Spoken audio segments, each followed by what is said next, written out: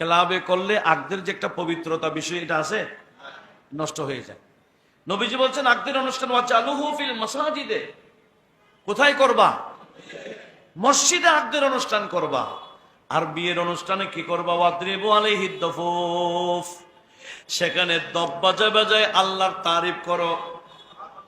দব্বাজি আমি নবীর শান গাও, দব্বাজিয়ে আল্লাহর বন্ধুদের শান গাও।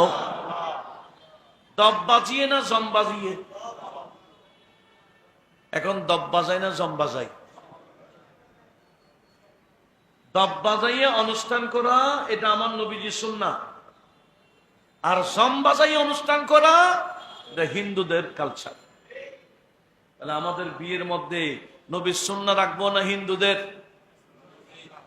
নবীর সুন্নাহকে বিয়ে করার মাধ্যমে আরেকটা সুন্নাহ আছে, সে সুন্নাহর নাম হলো বিয়েকে কেন্দ্র করে ইসলামী সাংস্কৃতিক অনুষ্ঠান। এটা বলতে পারবো? বিয়েকে কেন্দ্র করে কি অনুষ্ঠান? শুধু সংস্কৃতি না, ইসলামী সাংস্কৃতিক অনুষ্ঠান। এখন আমাদের বিয়ের অনুষ্ঠানে সাংস্কৃতিক অনুষ্ঠান হয় ইসলামী না বিধর্মী? এটাও বর্জন করার দরকার আছে কিনা? তাহলে এই বিষয়ে একটা হাদিস শোনার দরকার আছে কিনা? আছে।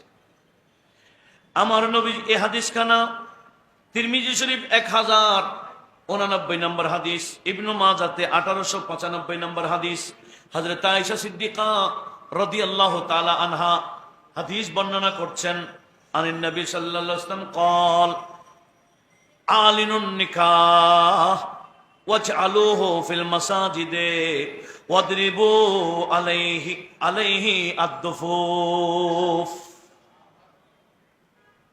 কি বললেন? নবীজি বললেন বিয়েকে গোপনে করিও না, প্রচার করো। বিয়ের অনুষ্ঠান মসজিদে করো। আমরা আকদ অনুষ্ঠান করি কোথায়? করলে তো ভালো, নতুবা ক্লাবে। তখন আকদের পবিত্রতা থাকে না। ক্লাবে করলে আকদের যে একটা পবিত্রতা বিষয় এটা আছে, নষ্ট হয়ে যায়। নবীজি বলছেন আকদের অনুষ্ঠান ওয়াজআলুহু ফিল মাসাজিদে, কোথায় করবা? মসজিদে আকদের অনুষ্ঠান করবা। আর বিয়ের অনুষ্ঠানে কি করবা? ওয়াদরিবু আলাইহিদ দুফুফ, সেখানে দব বাজায় বাজায় আল্লাহর তারিফ করো। দব্বাজি আমি নবীর শান গাও, দব্বাজিয়ে আল্লাহর বন্ধুদের শান গাও। দব বাজিয়ে না জম বাজিয়ে? এখন দব বাজায় না জম বাজায়?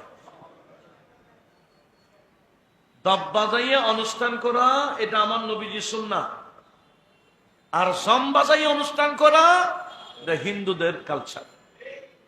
তাহলে আমাদের বিয়ের মধ্যে নবীর সুন্নাহ রাখবো না হিন্দুদের? নবীর সুন্নাহকে।